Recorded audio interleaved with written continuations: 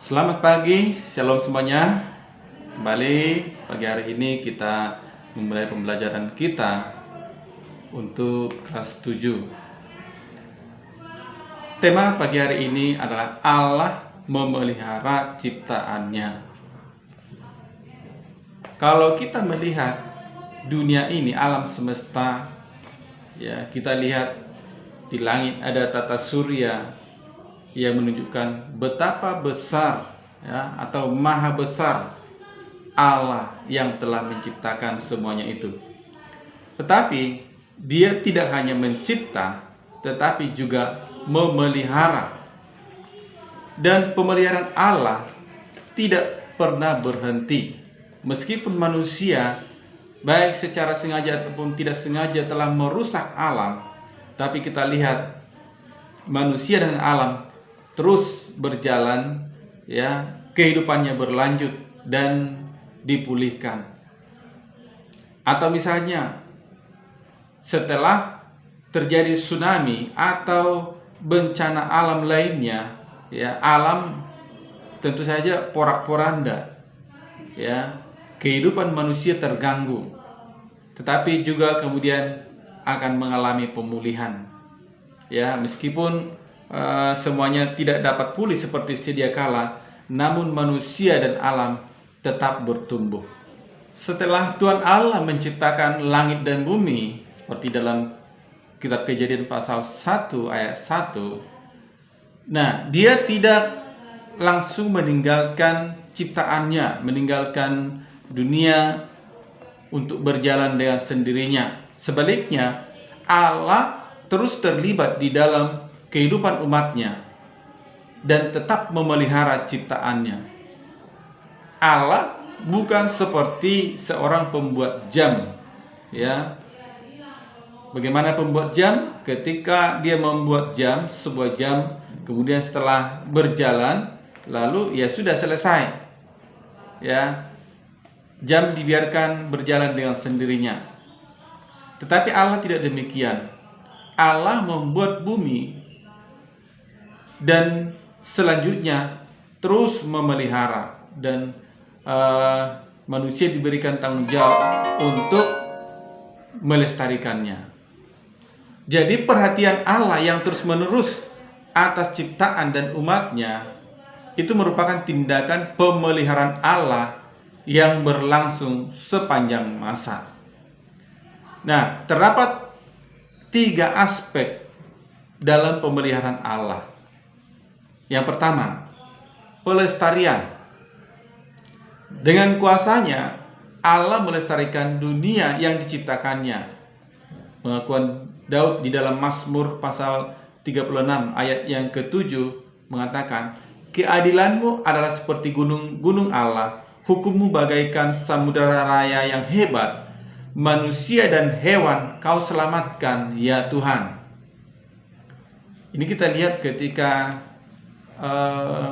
Allah menghukum dunia, ya, dengan air bah, tetapi Tuhan menyelamatkan satu keluarga dan juga, ya, satu pasang dari setiap jenis hewan masuk dalam perahu yang dibuat oleh Nuh.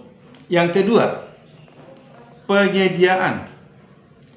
Allah bukan saja melestarikan bumi yang diciptakannya, tetapi Dia juga menyediakan apa yang diperlukan oleh ciptaannya itu.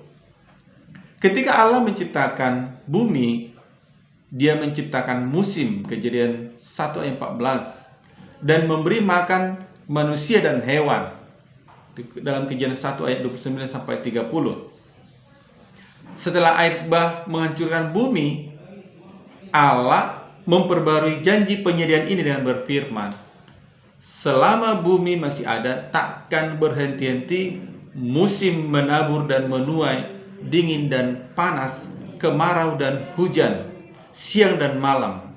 Itu dalam Kejadian 8 ayat yang ke-22. Beberapa mazmur menegaskan kebaikan Allah dalam menyediakan kebutuhan bagi makhluk ciptaannya. Dalam Mazmur 104 ayat 1 sampai 35 dan pasal 145 ayat 1 sampai 21. Jadi Allah sendiri menyatakan kuasanya untuk menciptakan dan memelihara Ayub. Dan Yesus mengatakan dengan tegas bahwa Allah menyediakan kebutuhan burung-burung di udara dan bunga bakung di padang. Itu dalam Matius 6 ayat 26 sampai 30 dan pasal 10 ayat 29. Dan di situ dikatakan supaya kita tidak perlu khawatir. Dan dibandingkan burung saja dipelihara Tuhan, apalagi kita umat Tuhan. Yang ketiga, pemerintahan. Di samping pelestarian dan penyediaan kebutuhan ciptaannya, dia juga memerintah di dunia ini. Oleh karena Allah berdaulat, peristiwa-peristiwa dalam sejarah terjadi menurut kehendaknya dan dalam pengawasannya. Kadang-kadang dia turun tangan langsung dan melaksanakan maksud-maksud penebusannya. Sekalipun demikian, dia tidak pernah berhenti menunjukkan pemeliharaan dan kekuasaannya. Setelah terjadi bencana, kehidupan terus berlanjut. Mungkin ada yang bertanya, jika memang Allah Maha Kuasa, mengapa Allah membiarkan terjadinya bencana dan kerusakan alam? Nah, alam menjadi rusak atau terjadinya bencana, ya itu sebenarnya ulah manusia itu sendiri. Sementara Allah sudah memberikan bagi manusia kehendak bebas. Jadi Allah tidak menciptakan manusia seperti robot yang diatur sepenuhnya oleh Tuhan, tetapi Allah memberikan manusia akal budi dan pikiran sehat, ya, untuk melakukan apa yang benar menurut pikirannya. Allah hanya mengarahkan, ya, manusia memiliki kehendak bebas. Nah, jadi kerusakan alam itu seringnya kerusakan alam itu terjadi oleh karena pengaruh dosa manusia. Dosa telah menyebabkan manusia melakukan segala cara demi untuk memenuhi kepentingannya sendiri, termasuk di dalamnya mengeruk kekayaan alam tanpa batas, tanpa memikirkan lingkungan, tidak memikirkan orang lain. Semua hasil bumi, baik yang berasal dari perut bumi, minyak, gas, besi, timah, emas, perak, dan lain-lain diambil secara serakah, serta pertambangan-pertambangan yang merusak alam. Jadi hasil hutan diambil sebanyak-banyaknya. Penebangan pohon dan tanaman lainnya menyebabkan hutan menjadi gundul.